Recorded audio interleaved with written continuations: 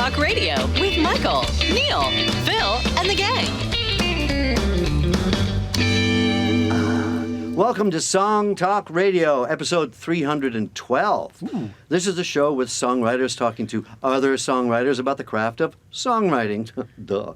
We share tips, tools, and techniques, and together we all become better at writing songs. Well, that's the idea, anyway. That's the idea. I'm your host, Mike Proudfoot, and with me are some of the super dedicated members of the Song Talk Radio Action Team. We have Neil. Hey, Neil, how's it going? I'm so dedicated that I showed up today. Yeah, more better than that Phil guy. The guy we won't mention. Yeah, well, I just did write that. He's in New York scouting for something. And pretzels, as far as his Facebook post. And we're doing our own social media tonight, so God help us. Yes. But we do have Don on the tech board, so at least we sound good. Sound good. I hope you do. Yeah, or we're going to cut your pay in half. I was going to go to the El Macombo. Is it opening tonight? I'll get my way in. Oh, okay. During our show, please send your comments and questions to @SongTalkRadio on Twitter, Facebook, or Instagram, or feedback @songtalk.ca, and we'll share them with the audience in real time, unless, of course, you're listening to the podcast, in which case it's too late.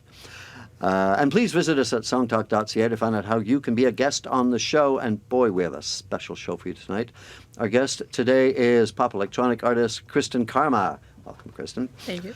Kristen is an award-winning singer-songwriter now based in Toronto. Her latest single, Dear John, which we'll hear a bit later, has already won Best International Song at American Tracks Music Awards in Los Angeles, reaching number 35 and skyrocketing on the iTunes Canada Pop Charts in 2019, which would be last year. Kristen won Pop Artist of the Year from the International Music and Entertainment Association Awards and had her singles Party Heroes and Try peak on the iTunes chart at 17 and 27 respectively. And in December last year, Kristen was featured as an emerging artist in the Women in Music edition of Billboard Magazine, gaining worldwide exposure. And now, if that wasn't enough, now she's here on Song Talk Radio. And you can catch Karma in performance in and around Toronto. She continues to wow audiences with her energetic live performance. And will you always be doing it with your pink neon microphone? Is that a staple? The stand, absolutely. Yeah. All right. Excellent. Well, welcome to Song Talk Radio. You and your gang. Marlene? Marianne. I'm sorry. That's and okay. Marianne? Oh, Alan. Okay. Yeah, we got Alan on guitar and Marianne as co-writer and backup singer. Mm-hmm. Right on. Is it a pink microphone or a pink microphone stand? It's a microphone stand. It's a custom stand I had made in the UK, and it lights up. And it lights up? It sure does. Yep. Uh-huh. I mean, we've had some fancy people on before, but no one with a light-up microphone stand. We should have brought. We could have get it in the photos. I think we should spend the whole hour talking about the microphone stand. That's fascinating. Welcome. So you started in Vancouver and only recently, more or less, came to Toronto. So what was it like? What's the Vancouver scene like? Is it supportive of? Is there a scene for this kind of music, or were you making your own way there? How's it over there?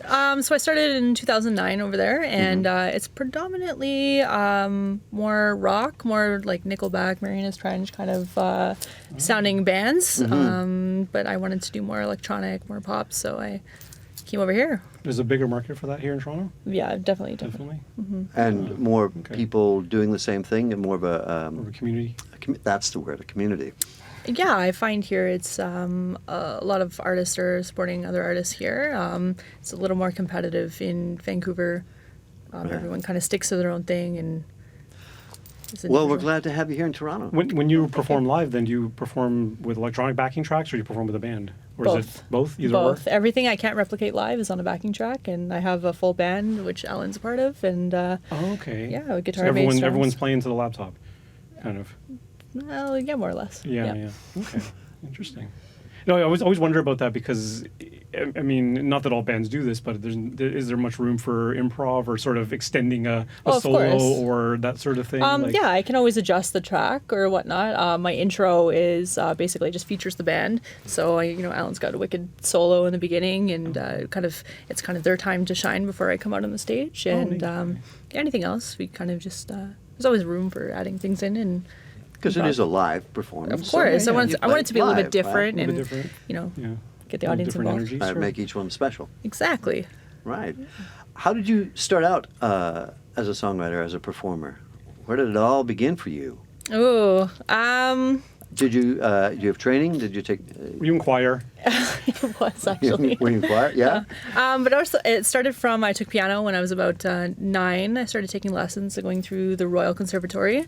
And What then grade did you get to? 6. Well, Yeah, and then I stopped. I was, just kind of improving my way through things where, it's very strict and you're not supposed to be doing that. So I was told reach grade 6 and then you can kind of do your own thing. So I actually joined the Air Cadet program and got a lot of my training through there. So I was learning the saxophone, the trumpet, percussion. From there, I went into the pipes and drums side, bagpipes and drumming, and learned that and more instrumentation. And then I went on to audio engineering, and then I started writing. and then you started writing. And then I started writing. Wow. Was Yeah. that always the intention, or did you just find that you'd accumulated all this knowledge of instruments and audio, and you thought, I should put this to good use, or it was always in the back of your mind? No, I never really thought about writing until after I finished the audio engineering program in BC, and then I just started writing things, and I kind of liked where my first song was going, and I found a producer online, and we worked on it, and then I released an album, and next thing you know, it's Was there some kind of Let's an hear it. inciting incident that made you think, hey, I could write, or?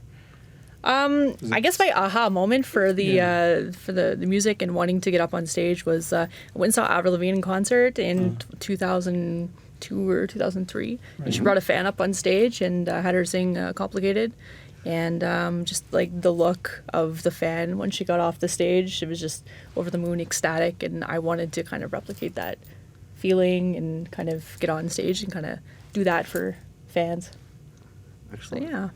And while in Vancouver, you had a Lady Gaga experience of some sort, a connection to that. Is that right?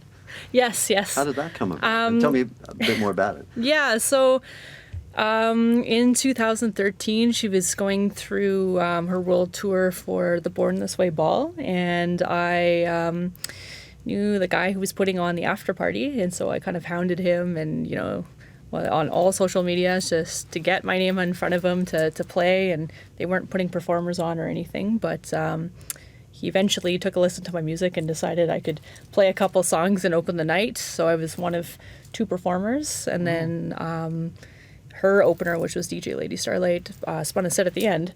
So it was really cool to open for her opener Wow. at the after party. Yeah. That's awesome. Yeah.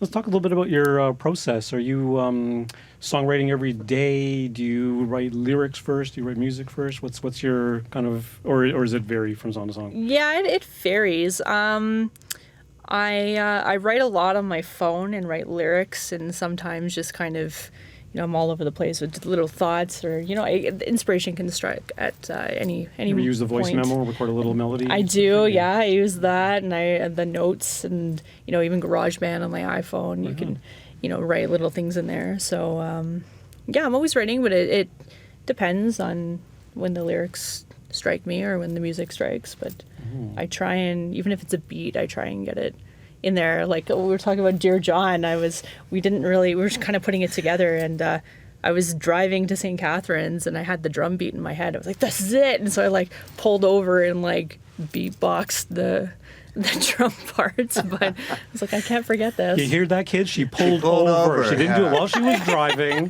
Thank you. Yes, Responsible. We're very responsible, Exactly. yes. I try and be, yeah. Yeah. And you always wear your seatbelt. I always do. Yes. That's a really good tip, because it's the sort of thing where, back in the day, you had to be carrying around a portable tape recorder or something. These days, nobody has an excuse for, I had this idea for a song, but I forgot it. Well, bloody open your phone and just record it, write it down, and you Exactly. can get back to it later. So that's my next question: is when you come back to these little snippets that you've recorded later, is it something where you've got a whole bunch of snippets and you sit down one afternoon and go through them, or is it more like you've got an idea for a song and you want to push it through to finality and then move on to the next one? I try and push it as far as I can go with what I'm coming up with. The lyrics, I kind of pull together all the ideas that are similar, and then I kind of brainstorm that with my web and kind of, do different thoughts and different feelings and different things. I know we went through that process with Dear John, so I might have an idea for a line for a chorus, or might have that kind of thing. But yeah, I try and brainstorm that. So it's usually different parts that come together with that. But for chords and for different beats, I just try and, it depends if it's a beat or it's like a melody or a chord, but I try and kind of work it and see how far I can push it, what direction it goes into. You describe yourself as a pop artist, so Yes. where does the hook fit in? The hook? Yeah. Do you start with it? Do you have a certain number? Like, okay, this song I need at least 3, or how does? No, How does that work? The hooks just come to me. I don't know. It's like it all just works itself in. You don't think about it too much. No, I don't think about it too much. But if I can, play it or put it into GarageBand to do my demo, and I play it for someone and they're singing it later, like I know that it's a good hook. Right, right. So you never get through the first drafts of a song and think, oh, this needs to be catchier or hookier? No, I just work on it. If I like it and this kind of flows, it might not work, but I just see how that is, and usually I play for somebody else or see how it goes, but it's never like, this needs to be a hook. So yeah, well, I'm asking only because with Spotify and other streaming things, like if someone skips the track in 30 seconds, you don't get your fraction of a penny. Yes. And so they're loading the hooks right off, for like everything is like hook right off the bat, hook, and 2.5 minutes and you're out. Right. Yeah, no, I don't. And it's very conscious and it's very deliberate and it's very produced that way, right? Like it's. But also, I don't write from the point of I need to create a hook. I write for like Dear John was kind of the story behind that was different, right? Or like Do You Believe in Karma, which I'll be performing. I wanted to create kind of a theme song for myself. Yes. So I wasn't really like, is this listener going to listen? I like the song and I create it for myself, and if my fans love it, like that's great. So. Right, so it sounds like you're not even thinking necessarily about genre either. You just I don't think about the Spotify hits or the YouTube hits or anything. It's more, is this a good song and this makes me feel good? And if it makes me feel good, it's going to make somebody else feel good. That's the whole. Seems to be working. Yeah. Antenna seem to be good so far. Here we go. Now, so you obviously collaborate. You both wrote Dear John. Mm-hmm. Do you do a lot of collaborations, or is it mostly you? Like, how does it work? You write a song and then you bring it to your band, or you, what's the process? Yeah, usually I write the song and then bring it to my band and they learn it and we go through it that way. For our collaboration, it was actually our first one. Very quick. We wrote it in about 10-15 minutes. Yeah. Like it was very, very quick. What was the nature of it? Was it like back and forth, or did you have something that you needed? Okay, I need you to fill this in, or how did it work on this collaboration? So I brought over my guitar to her place, and I'm still in the learning process, so I know my very limited chords. So I brought over the guitar, and we wanted to write a song. We wanted to kind of start writing. So we both had a kind of a similar subject to write about. So so this song, Dear John, if I can explain this song, but so my father passed away just over 2 years ago. Yeah, and my brother had passed away about 10 years ago. So we wanted to write a song sort of commemorating them and for them. So we sat down and I, pulled out my notes, and I had a lyric that I wanted to write for a chorus, and then we brainstormed and came up with all the thoughts and feelings and everything that went along with it, and just started strumming along, and you were kind writing. Of flowed from there. Yeah, it was really quick. So that's how that went around. So I don't always come in with the subject, but for that instance, we definitely had one. So had you brought in the subject, or was that something that came up in a discussion between the two of you? Well, this is interesting. Well, we had just decided just to kind of come up with a song and with the lyrics to kind of play around with it. And then I think it was about a month after or something like that, I was talking to her about my brother, and I was talking to him like as if in first person, and like a couple memories that I had of him, and she was like, wait a second, what's his name? And then it turned out like both of their name, they had the same first names, and so we kind of decided like, okay, so the song's gonna be called Dear John, and it just went so perfectly along with the song with the lyrics. That's amazing. Yeah. That's really, it's kind of serendipitous, right? Like it's very fortunate, because often I find in collaborations, like if I always find it's more productive if someone brings something to the table. I've got some snippet of an idea or something. Whereas if it's just a bunch of people getting together, let's jam and see what happens, usually not a lot happens. I find. No, it's kind of no. fun and it's kind of neat, and maybe you come up with a little riff or a little hook or something like that, and it doesn't go from there. But I find if, if you got the focus first, then Yeah, like I came over and I was like, I think, it's coming up to my dad's 2-year anniversary of his death. Like I kind of wanted to write something, and she's like, yeah, this year's the 10-year anniversary. I was like, all right, well let's do something then. Let's see what we come up with. And I, like I said, I kind of pulled up some lyrics and went from there. But yeah, it was kind of like just kind of like a mutual kind of plan to do this. It wasn't really like I want to write about this, but Okay. Well, yeah, it whichever really you want. flowed nicely. I think we should hear it. yeah, why don't we hear that one first then? Okay. All right. So here we're talking about it. It would be Yeah. such a tease to wait too long. So, yeah, whenever you're ready. Since Alan's been waiting so patiently. Give me a second. I'm just gonna... Yeah. All right, cool. All right, take it away. All right, this is Dear John.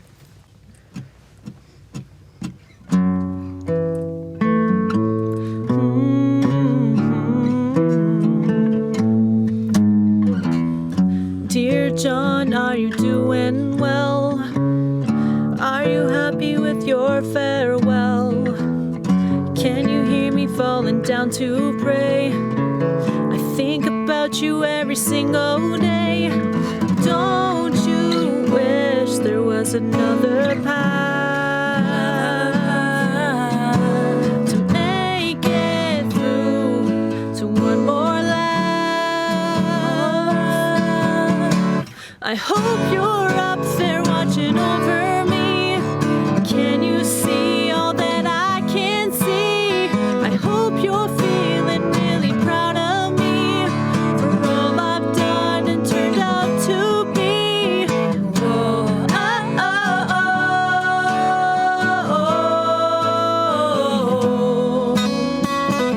Whoa, Dear John, can you give me a sign?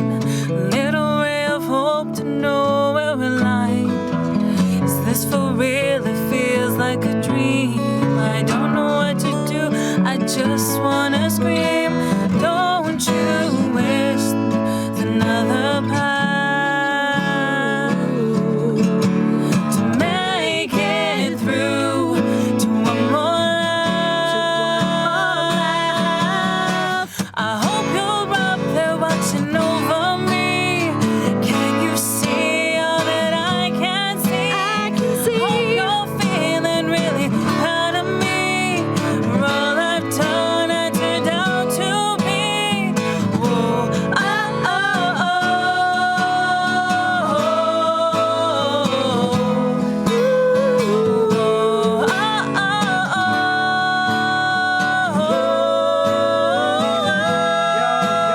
I've been through hell and back ever since you've been gone. Still thinking about the fact nothing wrong. I'm still trying to let the pain out. I'm still searching for a way to cope with everything and be a better person.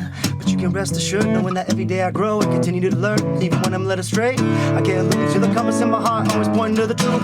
3.1 for 159. It's not about the quantity, it's the quality of life. I like to believe there's a purpose to everything. Even though you left, I believe you're in a better place. So I keep reminding myself just to stay on my path. It won't do me no well to keep hating my heart for the things I can't change. I try to live in love in honor of your name.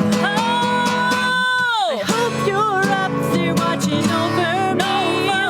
Can you see all that I can see? I hope you're feeling really proud of me for all I've done and turned out to be.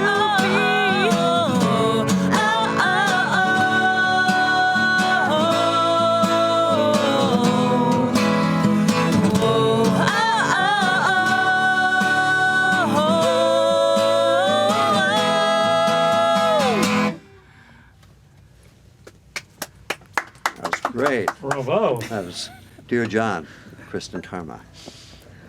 So this is your latest single, your latest, Yes, it is. and how is this?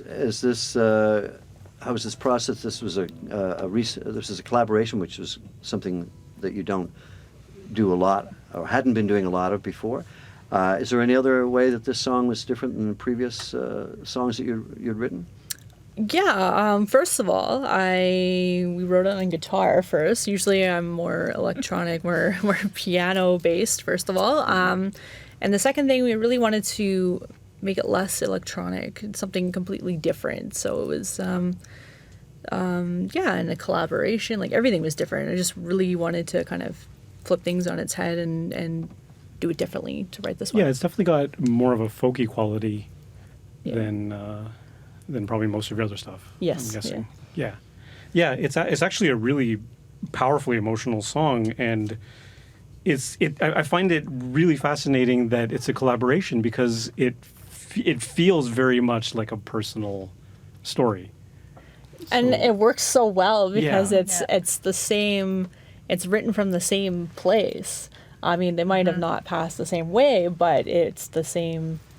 It's coming from the same Some place part. apart. Yeah, and that, I think that's part of it, is that the lyrics sort of speak in like, it's clear that it's about loss, and it's clear that it's about grief, but it's not super specific about a particular. I mean, it is specific about a person, but it's Dear John, so it's kind of universal, and a lot of the lyrics are very useful. Can you hear me falling down to pray? I think about you every single day. Like, it's. It's the sort of thing that anyone who's experienced loss of any kind is going to be able to read themselves into it. So, and it's written. It's also written from a different part, that it's not written from. I'm sorry that I lost you, or I couldn't save you, that kind of thing. It's more written from the It's other. very positive for a song that's about losing loved ones. Yeah. It's looking at it from a very positive point of view, that Yes.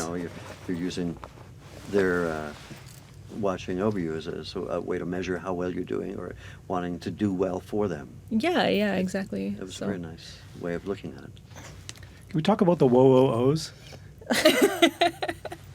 Yeah, sure. That was kind of like, we're just gonna put a filler in there. We didn't really have another. Because it's the hookiest part of the song. I know. It's the part that really. Well, it's interesting because Dear John, the title, starts at the beginning of each verse. So the Dear John as a title is not going to be your chorus hook, presumably. Yeah. So then what do you do? So maybe it just sort of came out that way. Yeah, right? we legit wrote it down, and then we're like, whoa, and I was like, yeah, we'll fill it out later. But like, Oh yeah. You wanted to put lyrics there, but you yeah, we were like, should we repeat it, We're or we'll come back to this. Yeah, we'll come back to it. And then we went into the studio, and we're like, oh, this really works. Hello. It was really good. Again, it works because you don't have any other repeating lyric in here. There's no chorus in the traditional sense where you repeat a set of lyrics. So you need some kind of respite from the. I'm not going to call it wordy because it's not, but there's a lot of content in the song. So you need some kind of a departure from that. And it's really, I mean, the first time you did the whoa-ohs, I'm like, no, I think you should repeat it twice. But it's kind of perfect the way it is. Like, you do it once, and then you go back into the verse. And then I think the second time you do it a couple of times. Yeah, we do it twice. We were kind of playing around with that too. I know with Mark in the studio, if we should repeat that or not. Yeah. But it just flowed so nicely, just right into the rap and right into everything, that we didn't really need to duplicate it. How about the rap? Was that something you guys wrote that and gave it to Alan? No. He wrote that. We were we actually had another rapper that kind of dropped out last minute, and we were for the studio recording. For the studio, and we were kind of on vacation somewhere, and We were in a bit of a panic. I'm like, I know Alan raps, Okay. and it turned out really, really well. So yeah. Well done. Yeah. I'm curious about the 3.14159. Where did that come from? That's the pi. It's pi, but what's the? Just the imagery of circle of life. Okay. I don't know, it just kind of came out. It was just same thing. And it like, rhymes. She was like, "This is what I want." Yeah. Like, or here's the song. I need a rap for it. Right. And I just started listening to it, and then because I'm a writer as well too, so Yes, just yes. like I put it on loop a couple times, and I just started writing stuff, kind of stream of consciousness. I sent you like initial version, which Yeah. was like a little bit more kind of biblical, I guess, or like kind of referencing some like religious stuff. And you're like, okay, maybe we won't go that direction completely, but I was just like, okay, cool. So I kind of rewrote some stuff. Oh, okay. Yeah. I think that was in the original too, and we kept that. And Yeah. just kind of just flowed out, I guess. And Nice. Yeah, I wanted to be a little more universal. Exactly, Just so yeah. it wasn't so Yes. specific in that sense, that it was more relatable to other people. So it was only a line or two that was changed, but yeah. yeah, no. it But wasn't yeah, a lot, I know yeah. it was. That's really it was attention great. to detail, right? You Yeah, gotta be yeah, that- of course. that careful. And what was the production experience like? Who did you have much producer interference or suggestions, or did you go in with you want it to sound like this and? So yeah, we worked with Mark Zubek of Zed Records, and he's he's just one man, one studio kind of deal, and we went in with exactly what we wanted it to sound like. We had our demo with the chords, the guitar, with our vocals on it and the melody, and so he started creating the track with us, and of course we had all hands-on input. All the different versions of it as well. Like we were very hands-on with everything.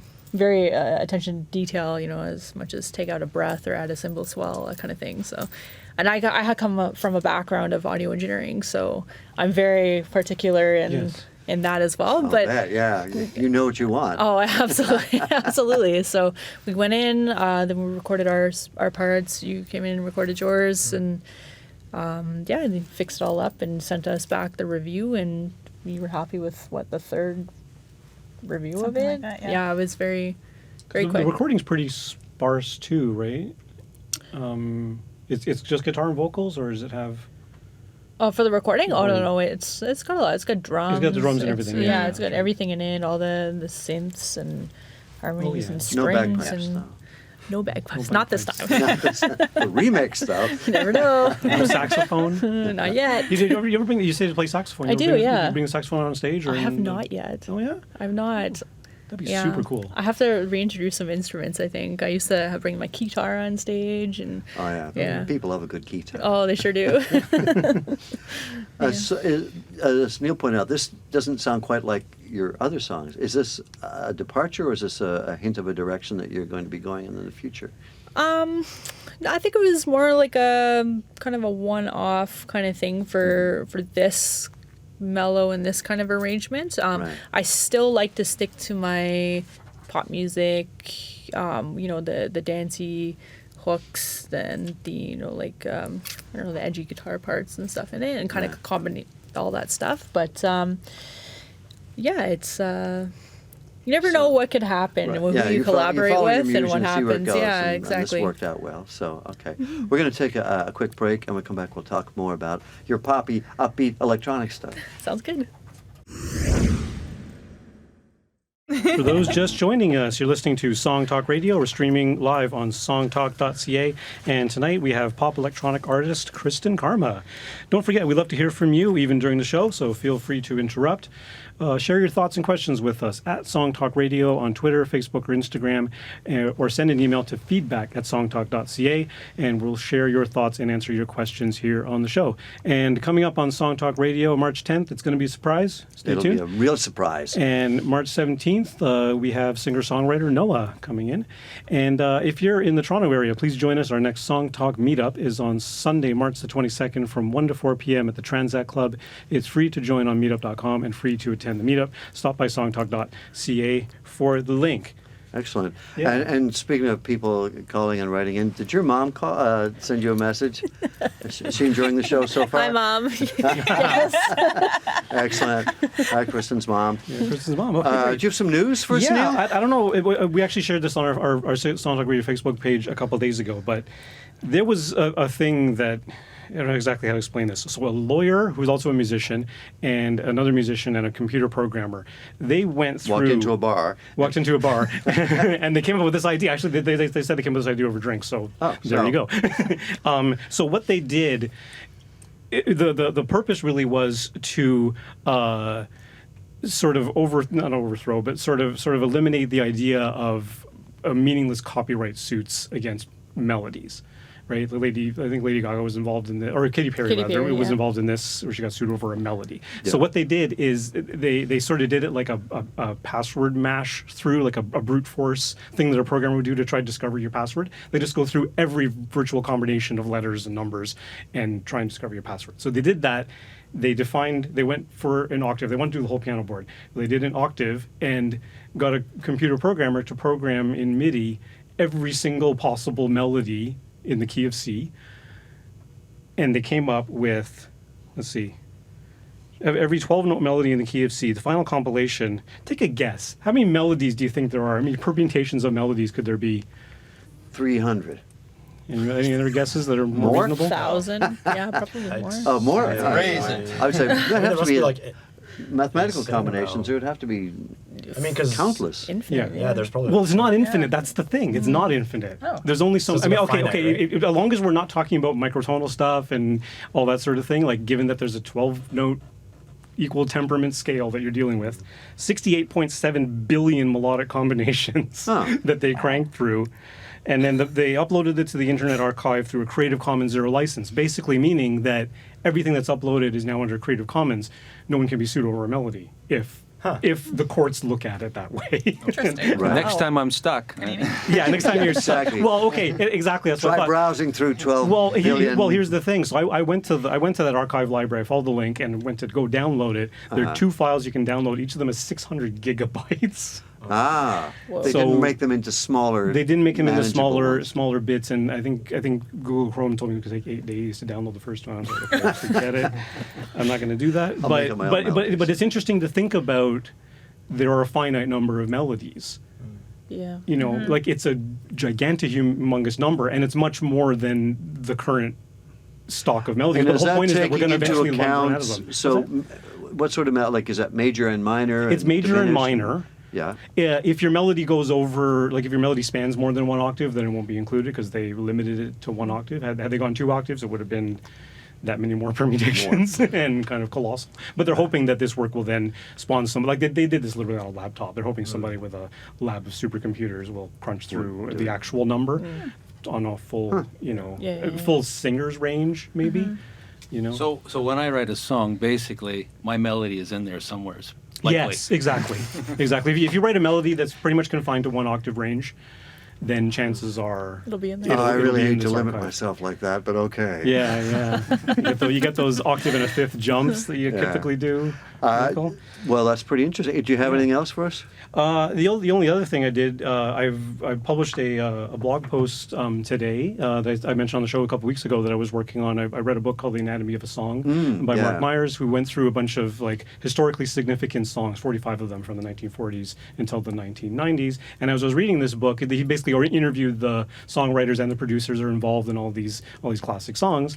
And I was reading this, going, there's a lot of good songwriting tips and producing tips and stuff there. So for a blog post, I pulled out the tips and then sort of reflected on them a little bit. So it's I've just published it today. It's on the Song Talk So Radio that's page. not really news so much as a plug. It's a plug. Yeah, okay. It's a plug. Visit songtalk.ca and it's on the front page. All right. Yeah. But actually, speaking of pop, like pop classics and songs and structure and melody, Yeah. I'm curious because you work in the pop genre and you've done quite well in terms of getting recognition and placing high on charts and winning awards. Do you feel any pressure, because the pop music is sort of a structured kind of genre?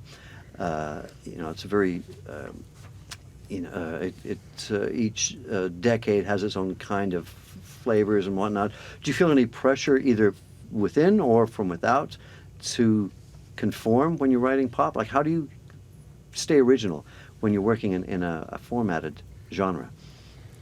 No, I don't. Aren't all genres formatted to a certain extent? Well, let's say, I mean, blues does, but certain Yeah. ones can loosen up. I don't know. Anyway. I just think of pop as being a really structured, 3.5 minute thing, and 4 verse, chords, kinda, yeah. verse, Yeah. 2 verse, chorus, bridge, chorus.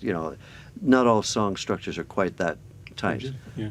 and Okay. especially now, I think, as we were talking about, get that hook up front and. Yeah. Anyway, so I just wondered about that because you have gotten recognition for your songwriting and your songs. Does that add extra pressure, or either to, do what people liked, or to screw it, I'll do it, go somewhere else? No, How does it work for I you? do what I like, and I like the structure of it. I've always listened to pop music, so it's something I'm comfortable with, and even my background, it's everything I've done is pretty structured. So it's just something natural. I mean, I do tend to push the boundaries sometimes with my music and go in a different genre. I've tried in the dubstep, or I've tried in the R&B. I've tried different genres, and it's not exactly something that I was authentic to myself. So as pop music is where I'm comfortable and what I like to do, and it makes it fun to perform. So I keep with it. Yeah. Yeah, I mean, there's always that tension with anything you're doing songwriting wise, and it speaks to this whole melody thing as well, right? Mm-hmm. Like it's all been done before, right? So how do you stretch a little bit? How do you even in the microscopics of a song, how do you introduce familiarity as well as novelty and try and balance the two?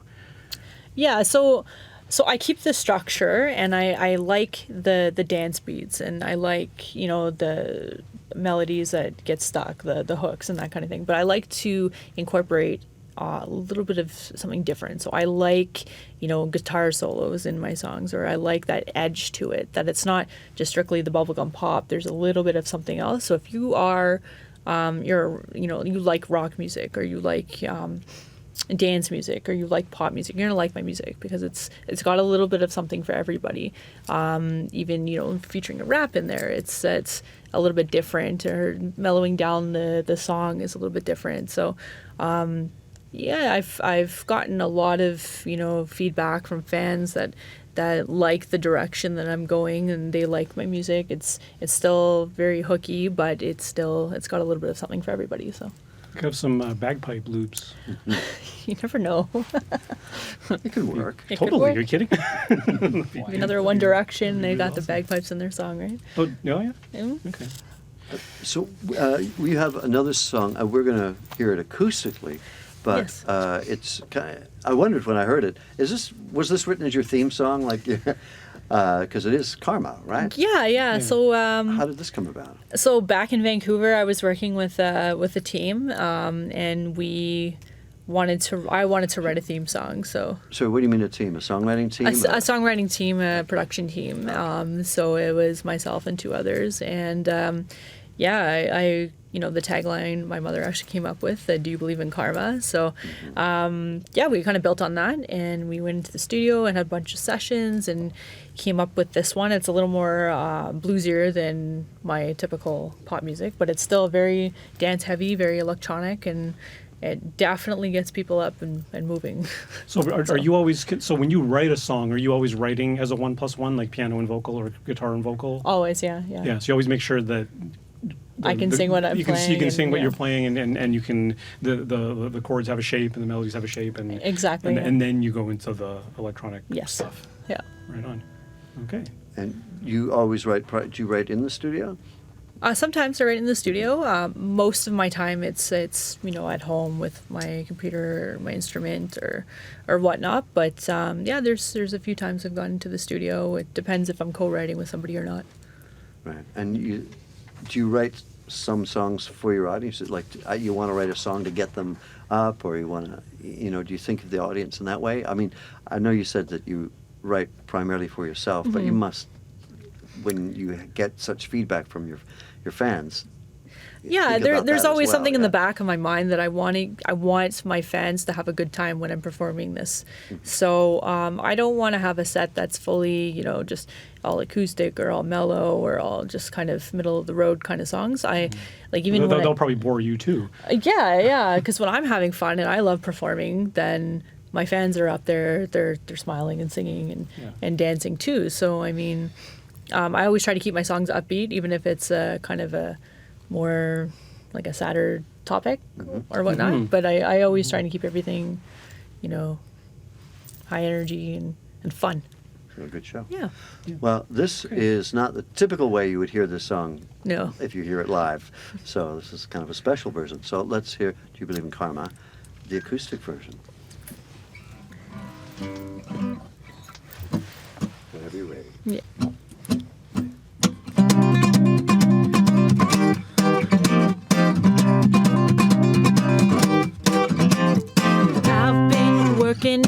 working every day, yeah, I'm paying my dues. I've been getting shortchanged in a dime a dozen world. Can you buy a solution? Give it your all, get your retribution.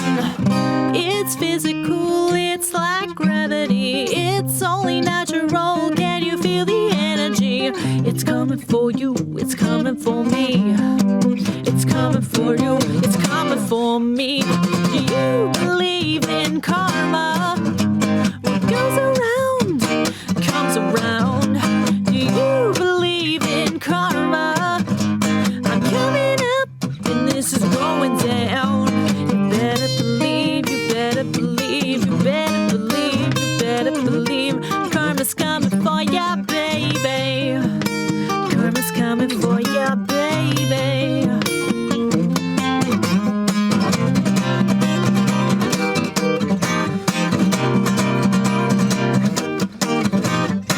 I've been chasing my dreams. Yeah, I feel sometimes like I'm running in place.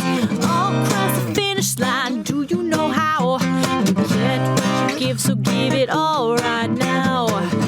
It's physical, it's like gravity. It's only natural. Can you feel the energy? It's coming for you, it's coming for me. It's coming for you, it's coming for me. Do you believe in karma? What goes around comes around. Do you believe in karma? I'm coming up and this is going down. You better believe, you better believe, you better believe, you better believe. Karma's coming for ya, baby. Karma's coming for ya, baby. You believe? Do you believe? Do you believe in karma, baby? It's not now or never. It's sooner or later. For better or worse. It could be a gift or a curse. Do you believe in karma? What goes around comes around. Do you believe in karma? I'm coming up and this is going down. You better believe, you better believe, you better believe, you better believe. Karma's coming for ya, baby. Karma's coming for ya, baby.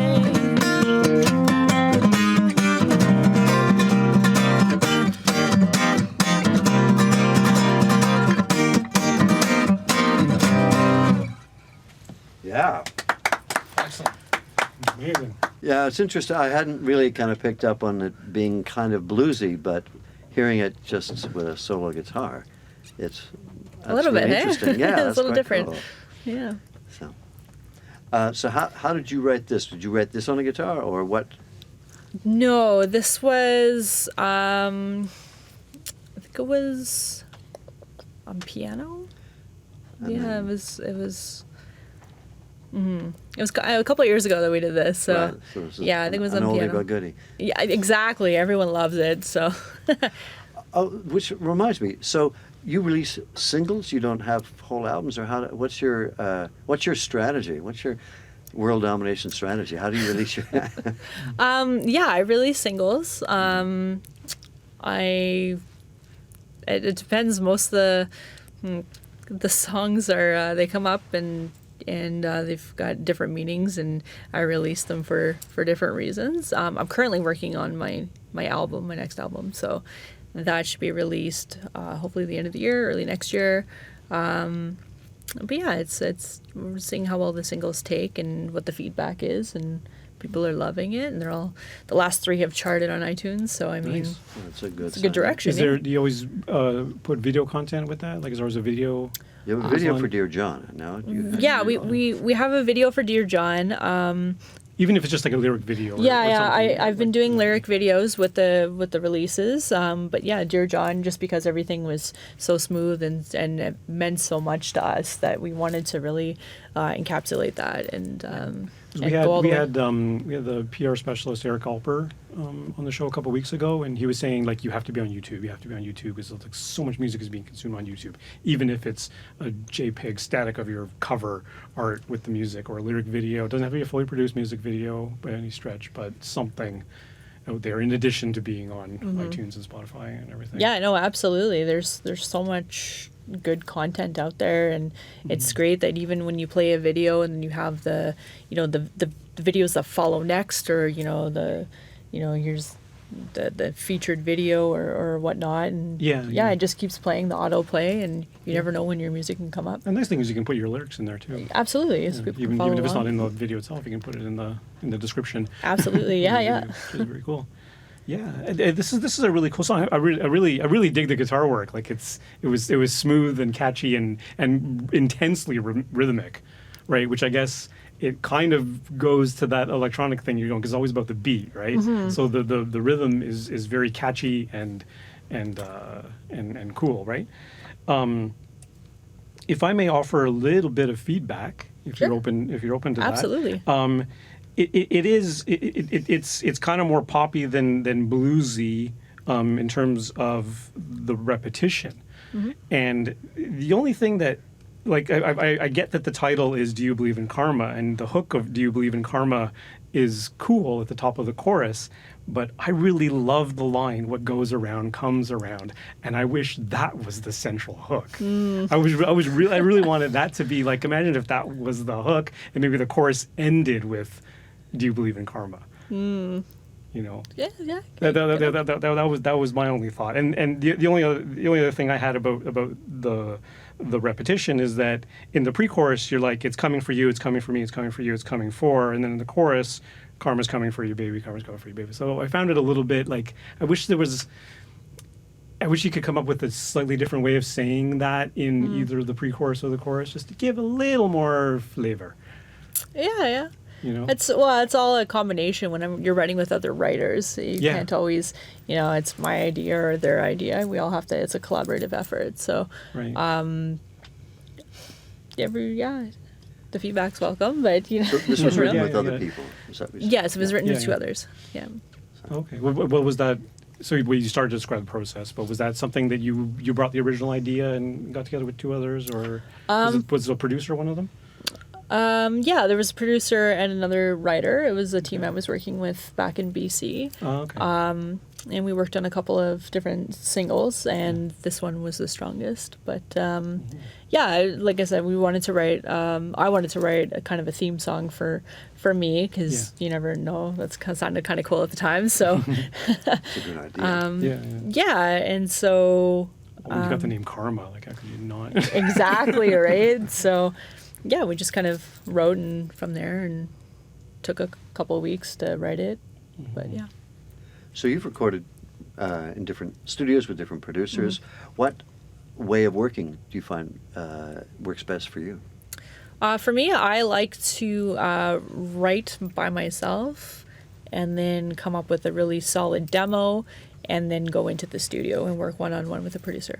That works the best for me. And with your background in audio, I can imagine you're quite precise in what you need, but how much do you allow the producer to bring in, or how much do you expect or want the producer to bring other ideas in, sonically or structurally or anything? It's all welcome. Anything to make the song stronger, because at the end of the day, I want the song to be as strong as it possibly can, to be as catchy as possibly can, and just be able to. The ultimate test is when I can listen to it, back 100,000 times and not get bored of it, and still find the same passion behind it. Because I know I've recorded a couple songs and I listen back to it, and after the 100th time, I'd remove it from my set. It's too much. You don't know what juice out of it you can. So Do you ever work the other way, where you hear or you get sent a beat, or you ask somebody for a beat, and then you write a top line to that? I have, yeah. When I was going through sort of a phase of experimenting with R&B, I had beats sent to me and I was working on them, but it just didn't feel right. It was, I wasn't involved in the process that much. Where creating the beat or the melody or that kind of thing. It was So just, it wasn't as effective, or you feel like it wasn't it wasn't. It wasn't effective. It just wasn't authentic to me. Like I want to be there. It didn't feel like it was creatively. your thing. Yeah, it was just somebody else's song, Yeah. and I want to be a part of the whole process. Right. So. Okay. Who are your songwriting influences, or who do you look to for inspiration? Lady Gaga, Katy Perry, even Taylor Swift, Kesha, like Even Taylor Swift. yeah, absolutely, yeah. Say especially Taylor There's a Swift. reason why she's on top. Yeah. Well. Yeah. Okay. Yeah. Not my songs aren't all about breakups, but I mean, But I get it. Yeah, finding a way to. she's come up with a way to make country songs into that everyone pop, yeah. likes, up from something that starts out as something very personal, Absolutely, yeah. and also interesting musically as well, not just lyrically. Yeah, absolutely. And she's experimenting with different sounds and different ways of doing things. It's it's refreshing. You mentioned before you were doing singles and now you're doing an album, or you're doing a second album now? My first one was an EP, so Okay. that was released in 2010, and I've been releasing singles ever since. Okay. But I'm working on releasing an album. I have other songs that I haven't released, but I want to create an album with that and just kind of. Was that part of a strategy, or did that just kind of happen naturally? No, that was just naturally. It wasn't a strategy or anything. I just thought that other singles were stronger than others, but and those needed to be released. But yeah. One thing I didn't know until we had a programmer on as a guest, college radio doesn't play singles; they only play albums. Like they'll only play songs if they're from an album, which has I think They want the album. They don't They want the necessarily album. play the whole album. no, Yeah, but but they want want to it. see a body to know of an work. artist has an album before they'll play Yeah. the track. Yes. So that'll help. Absolutely. Yeah. When you get the album out. But I guess they want some assurance that you're serious at it, and I don't think there's much doubt about that. No. I'm pretty serious. Yeah. Yeah. But it is an age of singles, isn't it? Like, It is. Yeah. like no one listens to albums anymore. I don't think. They should. They I think They should. but- I don't know. Yeah. The Billie Eilish album is a lot of people are buying that and listening to it top to bottom. Oh yeah. Okay. There you go. You never know. It depends on the artist. You never I know mean, what's going to hit. I mean, some- Taylor Swift makes albums. She does, and some artists they only release one single, and then that's it off their album. But I didn't realize Yeah. that Jessie Reyes hasn't released an album yet. She's got one coming up. Oh, She's no? just done- Oh, yeah? She's She done just singles has and features. That's it. Right. And Yeah. there we go. so everyone has their own way of doing it. I Yeah, guess. 'cause we had that duo featurette on the show a few weeks ago, and they're all about the single, and that's what I was asking about video, because they were like big on when we release a single, they go like to the full nines with it. It's got Yeah, video. every single it's has a got video, Every yeah. single. That's why featurette, like everything's a feature, but a small one. Yeah. Of course. It's a different approach. Yeah. Now you are playing live soon as well, aren't you? Yes. Very soon. In Toronto. How widely do you tour? Are you primarily centered in the center of the universe? Or Yeah, it's Toronto and it's been Vancouver, and I haven't really expanded much past there, but but yeah. so coming up, you got a show. June 11th, we'll be playing at the Piston. Excellent. And with some great talented artists on the bill. And we've got a TV performance April 2nd on SCHCH Hamilton Morning News. Oh, amazing. Morning. Does anyone who listen to this show get up in the morning? Yes. Sure. Yeah, I think a lot of people So do. yeah, so that's when again? That's April. That's April 2nd, yeah. Excellent. Well, people have to watch for that. Oh my goodness, the band is playing. That Band means is in. that means the landlord's going to kick us out. That's all the time we have tonight on Song Talk Radio. So special thanks to our guest, Kristen Karma. Thank you. Great stuff. And Alan, Marianne. Thank you for coming in. Send us your impressions on Twitter, Kristen's mom, Facebook, Instagram, and at Song Talk Radio, or send us an email at feedback@songtalk.ca. And be sure to check out our YouTube channel for live performance videos like the ones tonight and full episodes. And please stop by the site at songtalk.ca. Subscribe today for the Song Talk Radio podcast on Apple Podcasts, Google Play, Stitcher.com, Spotify, Podcast Addict, or wherever you get your podcasts from, right? And don't forget to sign up for our free newsletter at songtalk.ca. You can find links to all the products, books, and web services we mentioned on Song Talk Radio on our resources page at songtalk.ca.